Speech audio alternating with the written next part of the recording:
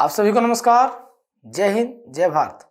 उम्मीद करते हैं आप कुशल मंगल हैं, बढ़िया हैं। और प्रतिदिन की तरह आज फिर हम आपके सामने लेकर आए हैं जो आपका आरआरबी एनटीपीसी का पीवाईक्यूज का सेशन चल रहा है। आज के इस सेशन में आप जानते हैं कि कल हमने 9 जनवरी 2021 का शिफ्ट 2 खत्म किया था, तो आज 10 जनवरी 2021 का शिफ्ट नंबर 1 से कहानी शुरू करेंगे सर। तो आइए शुरू किया जाए।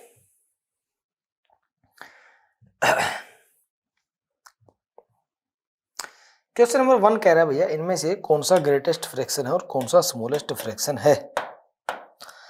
तो देखिए, सारे के सारे फ्रैक्शन है, इनमें से कौन सा ग्रेटेस्ट और कौन सा स्मॉलेस्ट। सबसे पहली बात तो ध्यान से सुनिएगा, इनमें क्रॉस मल्टीप्लाई करके चेक करना होता है।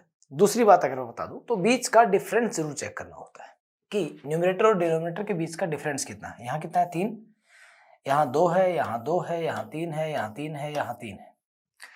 तो पहले इन सबके बीच का डिफरेंस सेम कर लेते हैं। तो 3 और 2 है डिफरेंस, तो एलसीएम लेके 6 बना लेते हैं और सबके बीच का डिफरेंस 6 बना देंगे। तो यहाँ बीच का डिफरेंस 3 है, 2 से गुना कर देंगे, तो 2 से जैसे गुना करेंगे 4/10। ठीक, यहाँ 2 है तो 3 से गुना कर देंगे 3/9। यहाँ भी 3 से गुना कर देंगे 9/15। यहाँ 2 से गुना कर देंगे 2/8। यहाँ भी 2 से गुना कर देंगे 14/20 और यहाँ भी 2 से गुना कर देंगे 10/16। अब आपके सामने साफ तौर पे दिख रहा है, जो संख्या बड़ी दिख रही है उसका न्यूमरेटर बड़ा होगा और जो संख्या छोटी होगी उसका न्यूमरेटर सबसे छोटा होगा। तो मैं अब आपको सीधा सीधा बता दूं, 2 3 4 9 10 14 ये होगा इनका असेंडिंग ऑर्डर। 2 3 4 ये इनके चौथी दूसरी पहली, चौथी दूसरी और पहली, 1/4 1/3 और 2/5 ये रही। फिर आएगा 9/15 यानी 3/5, फिर आएगा 5/8। हाँ बिल्कुल, ये वाला आंसर है सर, यानी कि जो असेंडिंग ऑर्डर में इनको दर्शाएगा। ठीक, तो सीधी बात है बेटा, बीच का डिफरेंस को सेम कर देंगे और उसके बाद जो नंबर बड़ा वो नंबर बड़ा, जो नंबर छोटा वो नंबर छोटा। अब कह रहा है सर इनका मीन जो है ना, इन आंकड़ों का माध्य 11 है, तो के का मान ज्ञात करो। अच्छा, इन आंकड़ों का माध्य 11 है तो आप एक काम करो, सब आंकड़ों को 11 ही बना दो। ठीक, सबको अगर मैं 11 ही मान लूंगा तो मैं क्या कहूंगा, ये तो 11 हो गया, 0 हो गया। ये 11 होगा तो प्लस का 8 हो गया सर, ये 11 होगा तो माइनस का 6 हो जाएगा, ये 11 होगा तो माइनस का 1 हो जाएगा। ये के है सर, इसको मैं कुछ कह नहीं सकता। 13 यानी कि प्लस का 2, 12 यानी कि प्लस का 1, 8 यानी कि माइनस का 3, 15 यानी कि प्लस का 4 और 14 यानी कि माइनस का 3। अब माइनस माइनस वालों को एक साथ कर लेते हैं। तो मैं क्या करूंगा, ध्यान से देखो, 8 और 2 10, 11 और 4 15, प्लस का 15 आ गया, और 6 और 1 7, 3 10 और 3 13, माइनस का आ गया 13, तो बचा प्लस का 2। बोलो हाँ कि ना। अब कह रहा है सर प्लस का 2 है, यानी कि 2 को नीचे लेके जाना है मुझे, तो मैं इसको ऐसा क्या मानूं कि 11 हो जाए। तो प्लस के 2 को खत्म करने के लिए मुझे क्या मानना पड़ेगा, मुझे, यानी कि मेरी सीरीज यहां से प्लस के 2 में आ रही है। ठीक है, अब दोबारा चेक कर लेंगे, अगर आपको समझ ना आया हो तो दोबारा समझ लीजिए। मुझे पता है ये चीज एक बार में पकड़ में नहीं आती है। जैसे सबको मैंने अपनी तरफ से क्या मान लिया, 11 मान लिया, तो 11 0, ये प्लस का 8 माइनस का 6 माइनस का 1, इसको के ही मान लेते हैं। ठीक है, या इसको 11 ही मान लेते हैं, तो 11 मानेंगे तो ये 0 आ जाएगा। ठीक है, यहाँ पे 13 है तो प्लस का 2 प्लस का 1 माइनस का 3 प्लस का 4 और 6 प्लस का 3 आएगा, सॉरी हाँ भाई, तो ये तो दोबारा चेक करना पड़ेगा, पूरा जोड़ घटा गड़बड़ हो गया। देखो, तो प्लस का 8 प्लस का 2 10, 11 4 15 और 3 17 हो गया प्लस का, और यहाँ पे 6 और 1 7 माइनस का है, 7 और 3 10, तो प्लस का 7 आ गया बेटा। ठीक, ये अभी भी पता नहीं कुछ गड़बड़ कर रहा है, प्लस का 7, कुछ शायद कैलकुलेशन में मिस्टेक कर रहे हैं, ऐसा नहीं करते हैं ना, इसको डायरेक्ट जोड़ लेते हैं, कैलकुलेशन कुछ मिस्टेक हो रहा है बार बार शायद। तो 11 और 19 30, 5 35, 10 45, 45 और 25 कितना होता है भैया, 70, 70 और 15 कितना होगा आपका, आप कहेंगे 85, 85 और 14 कितना होगा बेटा आपका 99, 99 और 8 कितना होगा आपका 107। मुझे कहना है कि सर सभी आंकड़ों को मुझे खींचना है, यहाँ पे बना के लेके आना है, तो 107 हो गया है, तो मुझे 11 आंकड़ों 10 आंकड़ों का माध्य 11 है, तो हो गया 110। बोलो हाँ के ना। ठीक है, तो मुझे 3 और जोड़ना पड़ेगा, यानी वो आंकड़ा 3 होगा। क्योंकि कैलकुलेशन में थोड़ा सा मिस्टेक हो रही थी, वरना कोई दिक्कत, बहुत आसान क्वेश्चन है ना। बड़ा सिंपल सा क्वेश्चन है, कोई दिक्कत नहीं। कह रहा है सर 4 क्रमांकित विषम संख्याओं का योगफल 80 है। देखो 4 क्रमांकित विषम संख्याओं का योगफल 80 है, याद रखिए, सॉरी 160 है, याद रखिएगा। इसका मतलब पहली और चौथी संख्या का जोड़ 80 होगा और दूसरी और तीसरी संख्या का जोड़ भी क्या होगा, 80 होगा।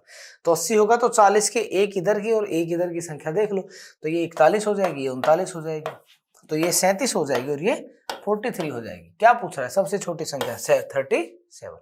ठीक है, बड़ा इजी क्वेश्चन है। इस तरह के क्वेश्चन बार बार आपका एनटीपीसी में पूछे गए हैं, तो याद रखिएगा सर, है ना। अब कह रहा है sir the age of Mahendra and Zahid are 6:7, 15 years ago their ages were in the ratio 9:11।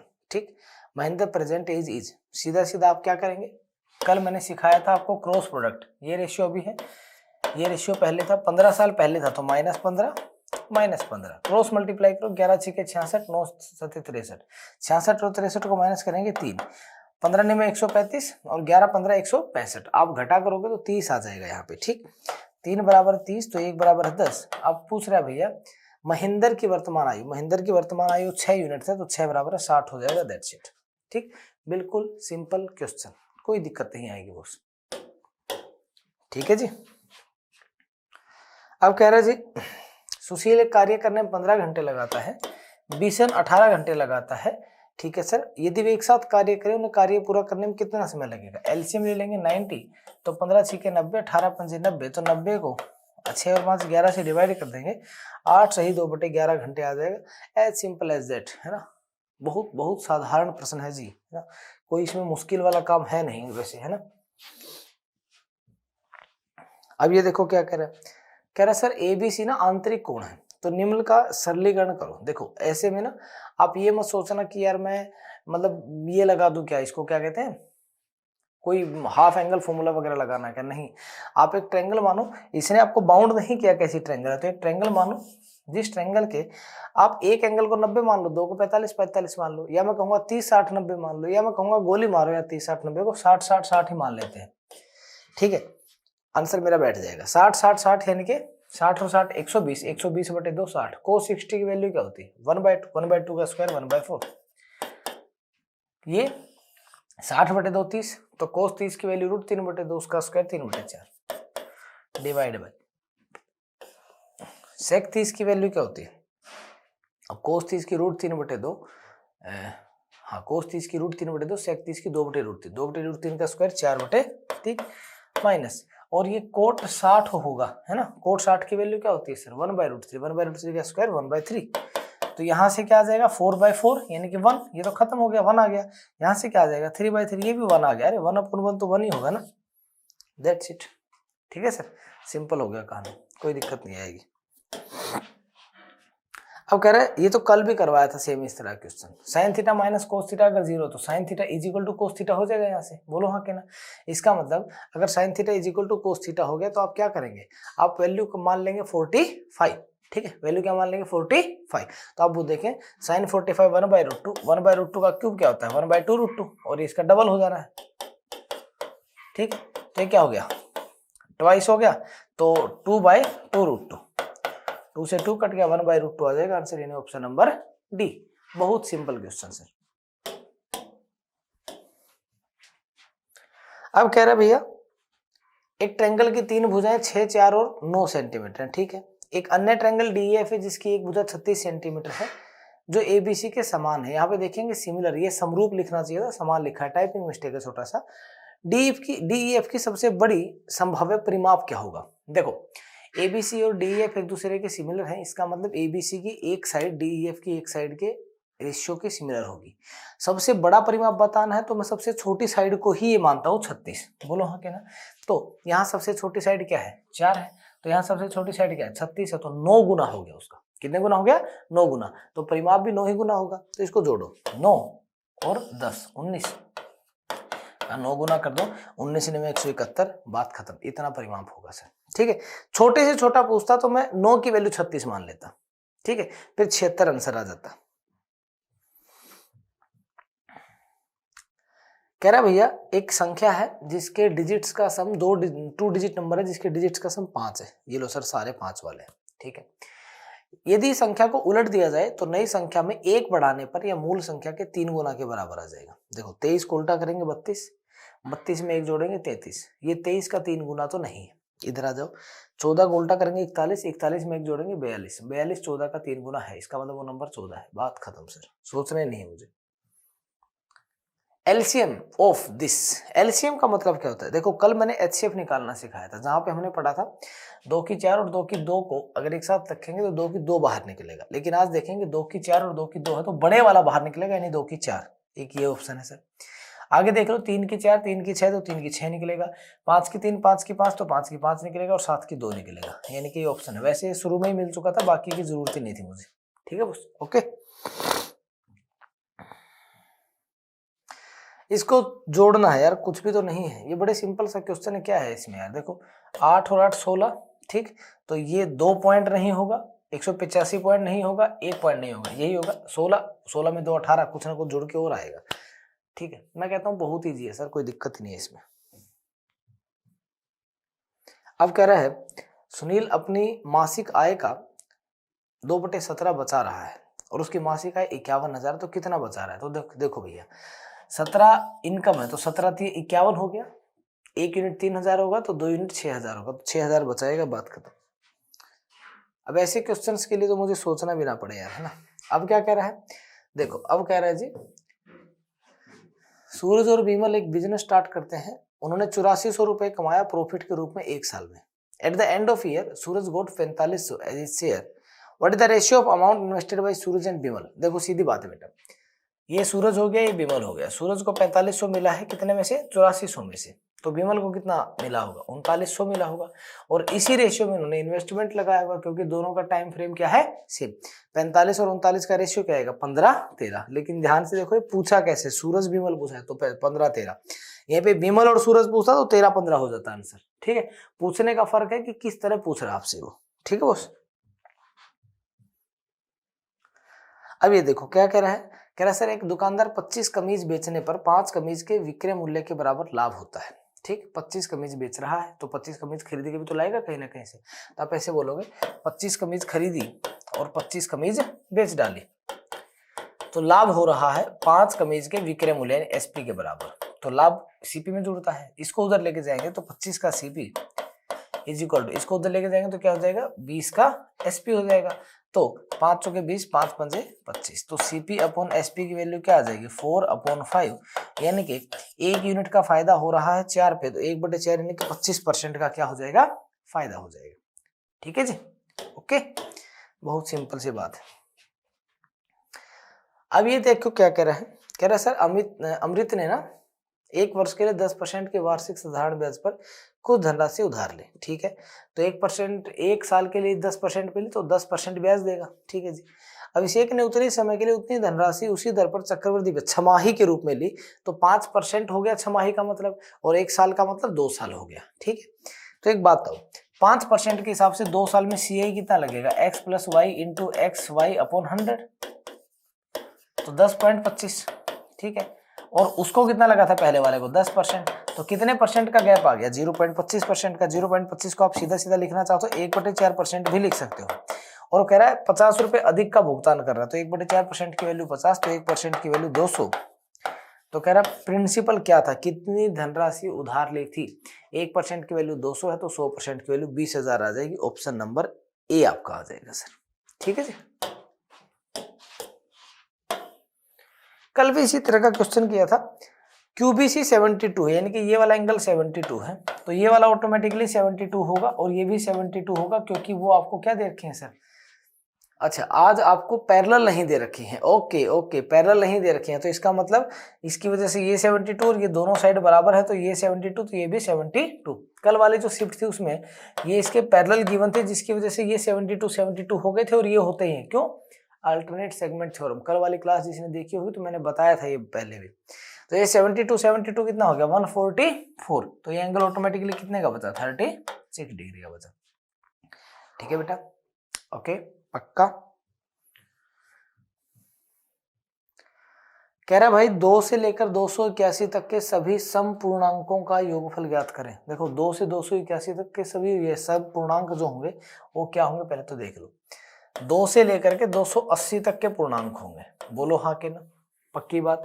2 सब में से ले लो कॉमन, 2 जैसे ही कॉमन लूंगा तो अंदर क्या बचेगा 1 + 2 + अप टू 140। तो अब मुझे एक बात बता दो भाई, आपको पता है सम ऑफ इवन नंबर्स क्या होता है? आपको इतना तो पता होगा ना शायद सम ऑफ इवन नंबर्स क्या होता है, ठीक है। और नहीं पता हो तो क्या करोगे, ज्यादा दिमाग अगर नहीं लगाना तो कुछ मत करो भाई। आपको पता है n × n + 1/2 होता है ना, ये तो टर्म्स निकालना होता है, हमें सम निकालना है ना, तो टर्म्स निकालनी होती है भैया। सम निकालना है तो क्या करो, Sn n/2 2a + n - 1 × d, ठीक। अब क्या करोगे बेटा, n यानी कि 140 बटे 2, 2a मतलब 2 ही है सर, यहीं से उठा लेते हैं, कोई दिक्कत नहीं है, ठीक है। तो अब क्या करोगे 2a, a की वैल्यू 2 है 4 + n यानी कि 140 - 1 139 × d कितना है सर 2 है, ये लो। या तो ये कर लो या फिर 2 बाहर निकाल के ये कर लो, मर्जी तुम्हारी, दोनों से सेम होना है। इसको काटोगे 70, ये 139 दूनी कितना हो गया 278 और 4 282, गुना करोगे ये आ जाएगा आंसर आपका जी। देखो 0 आ रही ना, 0 सिर्फ इसी में और किसी में 0 ही नहीं, ठीक है बेटा, ओके, सिंपल सी बात है। अब कह रहा है भैया ललित ने ना अपने मित्र तरुण को 2 वर्ष के लिए साधारण ब्याज पर 12,000 का ऋण दिया, जिसे उसे 1200 का ब्याज मिला। देखो सीधी बात है, 1200 का ब्याज मिला 12,000 पे, तो 10% रेट हो जाएगी, यानी 10% आपको क्या मिलेगा, सिंपल इंटरेस्ट। अच्छा 2 साल में मिल रहा है 10%, तो 1 साल में मिलेगा 5%, तो रेट ऑफ इंटरेस्ट पूछिए 5% पर annum. As simple as that, बहुत सिंपल क्वेश्चन है भाई मेरे, सोचना ही नहीं पड़ेगा मुझे तो। अच्छा ये क्वेश्चन बड़ा अच्छा है, कह रहा सर शेडेड भाग का क्षेत्रफल ज्ञात करो। तो आप क्या करोगे, इस पूरे रेक्टेंगल के एरिया में से ये 4 जो ये क्वार्टर्स है ना, इनका एरिया घटा देंगे।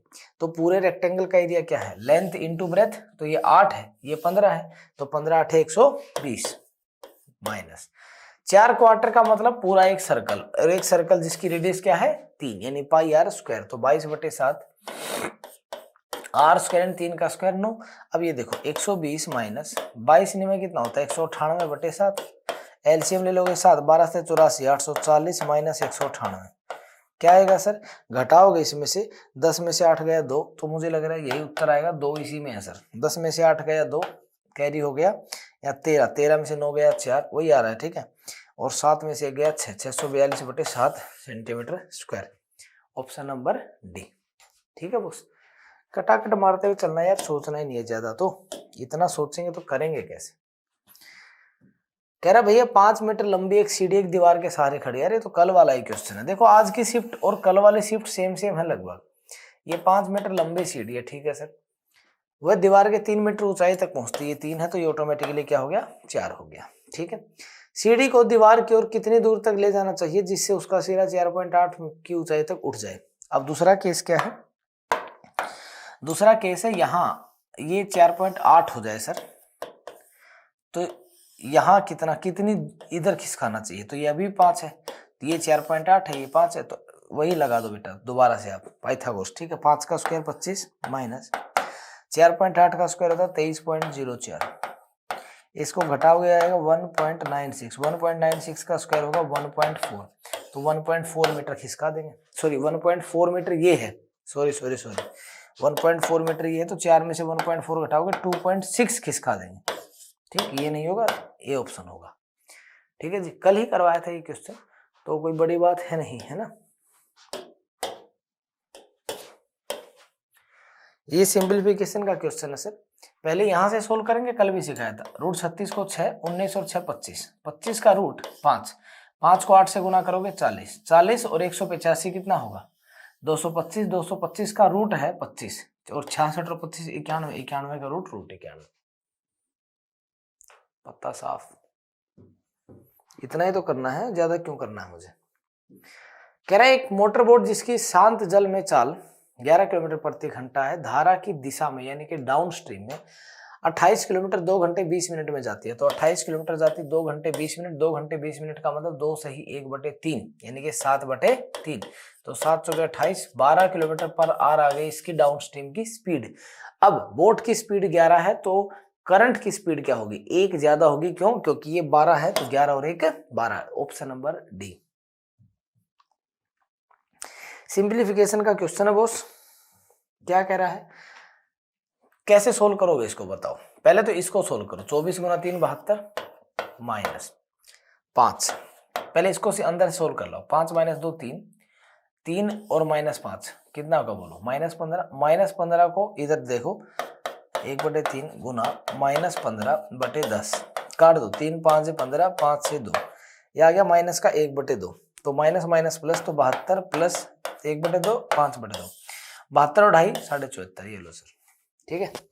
सिंपल सी चीज है यार, कोई दिक्कत ही नहीं है इसमें तो। फिर सिंप्लीफिकेशन है भैया, ये आ गया 24। यहाँ कितना है, 3 माइनस 2 1, 1 इंटू 2 2, 9 माइनस 2 7, 24 और 7 31। अब ऐसे ऐसे क्वेश्चन भी मतलब हमें दुखी करेंगे, देख रहे हो तुम लोग। हाँ ये देखो, ये पता नहीं क्या आया, बहुत लंबा चौड़ा। कह रहा पानी भरने के लिए एक टैंक को 3 नल है, ठीक है। टैंक को भरने में पहला नल 6 घंटे, दूसरा नल 1 दिन यानी कि 24 घंटे, और तीसरा नल 18 घंटे में भर सकता है, ठीक है। लेकिन एक छेद है जो 18 घंटे में पूरे भरे टैंक को खाली कर सकता है, तो वो भी 18 ले लो, वो माइनस में चलेगा सर, ठीक। पहले इनका एलसीएम मार दो भैया सबका। 72, 18 चौके 72 माइनस का, ये 18 चौके 72 प्लस का, ये 24 72, ये 6 12। अब कह रहा है 1 घंटे पूरे टैंक को खाली कर सकता है। 1 घंटे बाद छेद का पता लगा, तो पहले 1 घंटे चलता रहा ऐसे गैस है। 12 और 3 15, ये भरेगा नहीं क्योंकि खाली कर देगा ना। 12 और 3 15, तो 1 घंटे में 15 भर गया सर, ठीक। 1 घंटे में भर गया 15। उसके बाद क्या है, ये बंद कर दिया। फिर ये बचे, तो 12 और 3 15 और 4 19। अब देखो 72 में से 15 भरा जा चुका है, 1 घंटे में 15 भर गया 72 में से, तो 72 में से 15 माइनस कर दो, 57 बच गया सर। अब 19 एफिशिएंसी से भरेगा 57 को, तो 3 घंटे और लगेंगे। तो 3 घंटे ये जो लगे अब, और 1 घंटा पहले लगा हुआ था जो है ना, तो 3 और 1 4 घंटे लगेंगे। ऑप्शन नंबर डी आएगा सर। यहीं पे पूछता रिमेनिंग कितने घंटे में भरेगा, तो 3 आता। लेकिन कह रहा तीनों नलों द्वारा टैंक को भरने में कितना समय लगेगा, तो 4 घंटे लगेंगे, क्योंकि 1 घंटा पहले वाला भी। अनन्या और बबीता के पास उनके मित्र कविता, अनन्या बबीता कविता से 20% और 28% कम धनराशि। तो कविता के पास अगर 100 है तो अनन्या के पास 20% कम है 80 है, कविता के पास 28% कम है यानी कि 72 है, ठीक। अब कह रहा है कि सर बबीता के पास अनन्या की तुलना में कितने प्रतिशत, बबीता के पास अनन्या की तुलना में 8% कम है 80। 8/80 यानी कि 1/10। 1/10 का मतलब क्या हो जाएगा, 10% आ जाएगा। आई बात समझ में, जल्दी से नोट करेंगे बेटा इसको, 1/10 आ जाएगा आपका आंसर, ठीक है सर। 1/10 आएगा सीधा सीधा, कोई दिक्कत नहीं आएगी उसमें, ठीक। ओके,